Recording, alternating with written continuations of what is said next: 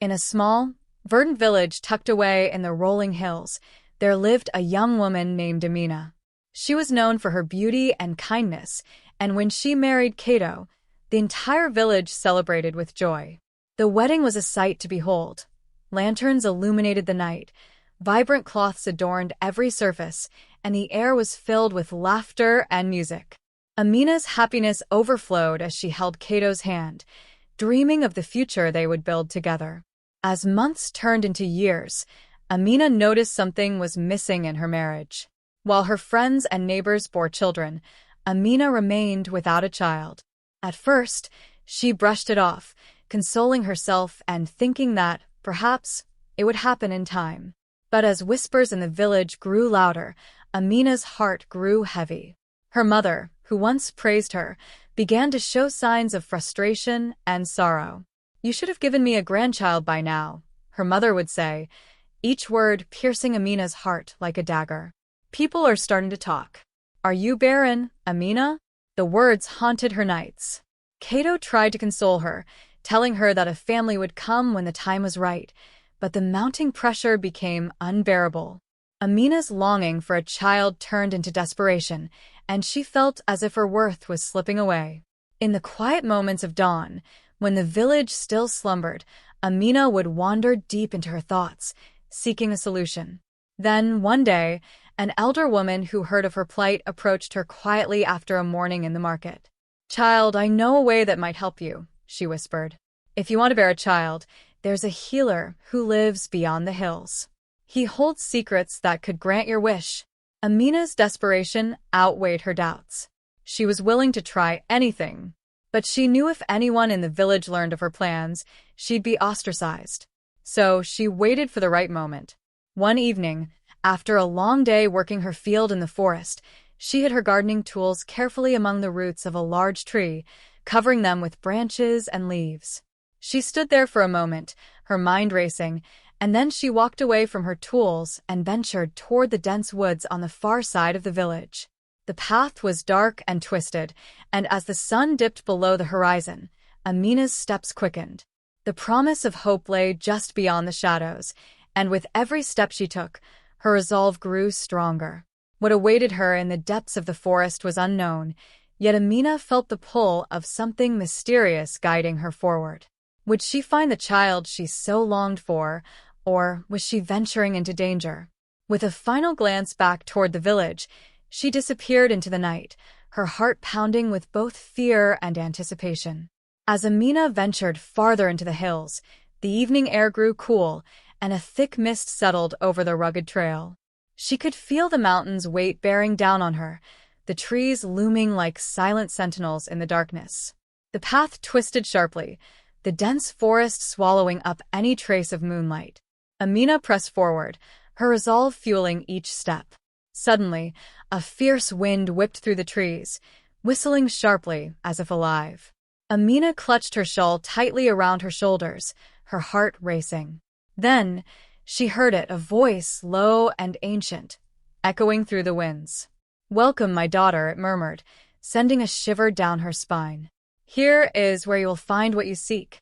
The voice seemed to envelop her, resonating within her very bones. Just as suddenly as it came, the voice faded, and a thick, unnatural darkness settled over the mountainside. The trees around her became shadows of themselves, and Amina found herself unable to see even her own hands in front of her. She stood frozen, the silence pressing in around her, amplifying her breath and heartbeat. She was utterly alone. The darkness lingered, thick and unnerving, as if time itself had paused. Amina held her breath, praying silently for some sign, anything to guide her through this murky void. Just when she thought she couldn't bear it any longer, a soft glow began to pierce the darkness, flickering like candlelight. Slowly, the world around her came back into focus. The shadows retreated, revealing a small clearing with a stone shrine at its center. Strange symbols were etched into the stones, and herbs and dried flowers hung from branches around the shrine, giving the place an eerie, sacred quality. In the dim, wavering light, Amina saw a large, flat stone in the middle of the clearing, beckoning her to come closer. She felt an invisible pull drawing her forward, almost as if the air itself urged her on. Her heart raced, but she was too entranced to turn back. She moved toward the stone, feeling as if unseen eyes were watching her every move. When she reached it, she lowered herself to the ground, sitting cross-legged before the altar, her gaze fixed on the strange symbols before her. She sat there in a trance-like state, waiting, her breath shallow and her mind blank with anticipation. In the quiet, all-consuming silence, Amina realized there was no turning back. She had come too far.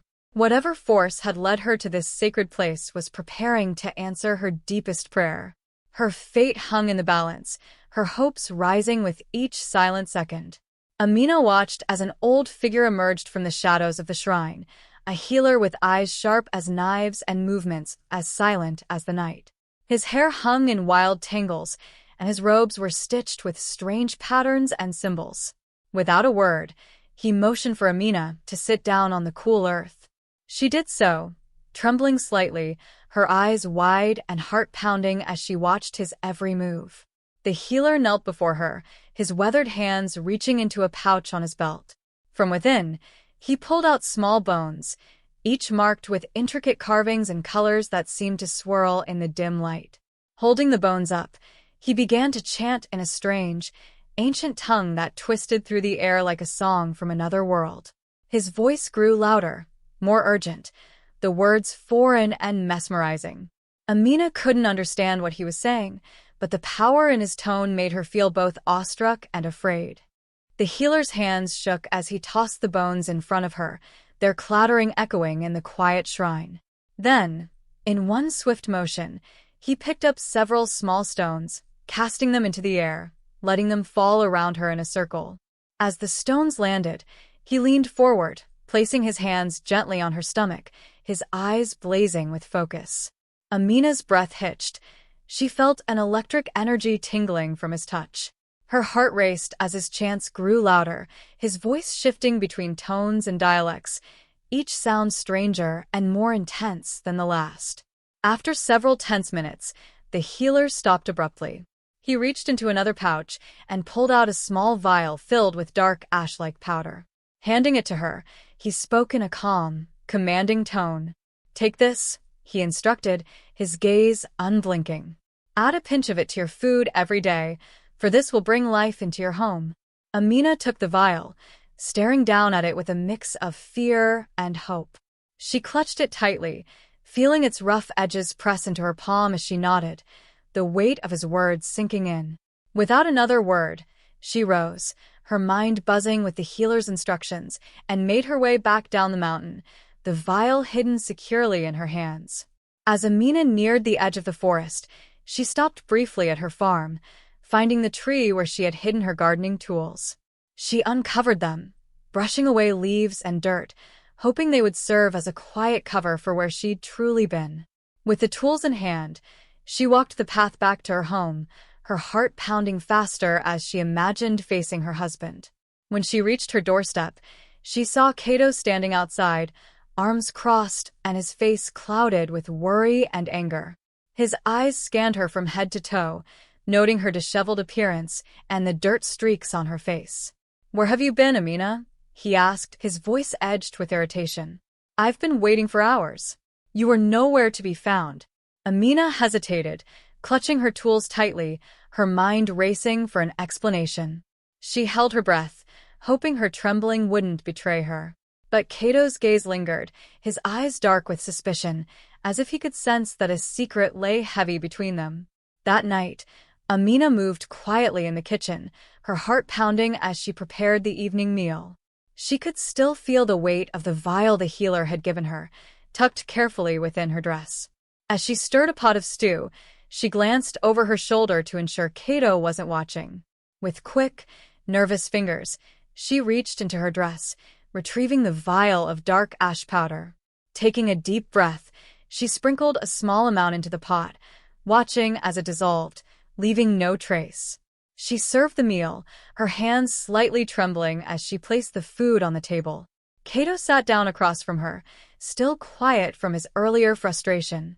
But as they began to eat, He softened, savoring each bite with more enthusiasm than usual. Amina stole glances at him, her heart racing, wondering if the powder had started to work. After they had finished, Kato stretched and yawned, his face relaxed as he gazed at Amina with a warm smile. They tidied the table together and headed to bed, the weight of the day easing off both their shoulders. But that night, something shifted. As Kato held Amina close, a new vigor surged through him, a strength he hadn't felt in years. His movements were bold, his touch firm, and his eyes gleamed with a newfound intensity. Amina felt it too, his energy wrapping around her like a fire that couldn't be extinguished. "Tonight, I don't know what's come over me," he murmured, laughing softly as he pulled her close. "I feel alive, full of energy." He gazed at her, clearly puzzled but thrilled by his renewed strength. "I haven't felt like this in years, Amina."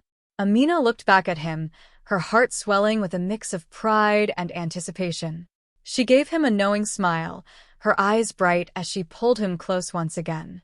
She had her secret, one that only she knew, and the hope that it held in store filled her with joy. With a soft, shining smile, she drifted into the night, her heart light with the promise of what might come. 3 months passed, and Amina began to feel strange changes within her body. Her appetite grew, her energy seemed to shift, and an odd queasiness came and went with the morning light. At first, she brushed it off as nothing, but as her symptoms became undeniable, a spark of hope bloomed in her heart. Could it be that the healer's powder had truly worked? Deciding it was time, Amina made her way to the village clinic. As she waited for the doctor, her hands were clasped tightly, her mind racing with both excitement and anxiety. The doctor examined her carefully, his eyes widening with a knowing smile as he completed his checkup. "Congratulations, Amina," he said warmly, his voice filled with joy. "You're not only pregnant, but you're carrying twins." Amina gasped, her hands flying to her mouth, tears of happiness brimming in her eyes. Twins! Her heart swelled with overwhelming gratitude and joy, and she laughed in sheer disbelief, thanking the doctor as she left, feeling as if she were floating on air. The entire walk home, Amina couldn't contain her excitement. She thought of Kato, waiting at home, and imagined his face when he heard the news. Finally, she reached their doorstep, her heart pounding as she burst inside, where Kato was resting after a long day of work. "Kato," she called, her voice trembling with excitement. He turned to her, startled by her expression. She ran to him, grabbing his hands, her smile brighter than he'd ever seen. "What is it, Amina?" he asked, his eyes wide with anticipation. Amina took a deep breath, savoring the moment. "I went to the doctor today," she began, barely containing her joy. "Kato, I'm pregnant. We're going to have a baby." Kato's face softened, his eyes filling with wonder. "Amina, is this true?" She nodded, her eyes shining with tears of happiness. "And there's more. We're having twins, Kato." "Twins." Kato laughed, pulling her into his arms, lifting her off the ground as they spun in celebration. His joy was boundless, and as they embraced, Amina knew that the journey they had begun that dark night in the forest had led them to this beautiful, unexpected miracle. Their hearts brimmed with hope, and together, they looked forward to the future that lay ahead, their home soon to be filled with the laughter of not one, but 2 children. When the time finally came for Amina to give birth, she awoke in the early hours of the morning, feeling sharp pains that told her the moment had arrived. She clutched her belly, breathing heavily, and nudged Kato awake. "It's time," she whispered, her voice laced with a mix of fear and excitement. Kato jumped from the bed, his hands shaking as he helped her prepare for the journey to the hospital. Within minutes, they were on their way, with Kato holding her hand tightly, whispering words of reassurance as she breathed through each contraction. By the time they reached the hospital, her family had gathered, anxiously awaiting the arrival of the long-anticipated twins. Hours passed as Amina labored, each minute stretching into eternity. Finally, as dawn broke, the first cries of a newborn echoed through the hospital halls. Then, A second cry followed, strong and clear, filling everyone with joy and relief. Amina lay exhausted but elated as the doctor carefully swaddled the twins and brought them to her. But as the family crowded around to see the newborns, a collective gasp filled the room. There, nestled in their mother's arms, were two healthy twin boys, and each had a surprising feature that left everyone speechless. Both babies had a soft, downy layer of dark beards on their tiny faces, giving them an otherworldly appearance. Amina's mother clasped her hands over her mouth, her eyes wide with awe and disbelief. "Beards on babies," she whispered, half in shock and half in wonder. "This must be a sign, Amina." Cato leaned in close, his face filled with both amazement and pride. He brushed his fingers gently across the babies' faces, a tender smile lighting his features. "They're perfect," he murmured, meeting Amina's gaze with wonder. "They're as strong as their mother." Amina, exhausted yet overflowing with love, looked down at her sons, marveling at the unexpected sight. She felt a surge of gratitude for the journey that had brought her here, and a quiet pride for the mystery and strength that these two small boys, bearded and wise-looking, seemed to carry with them. As her family gathered around her, exchanging astonished glances and smiles, Amina's heart brimmed with joy. She had brought forth a miracle, and her sons would grow surrounded by the warmth, wonder, and mystery that filled their parents' hearts.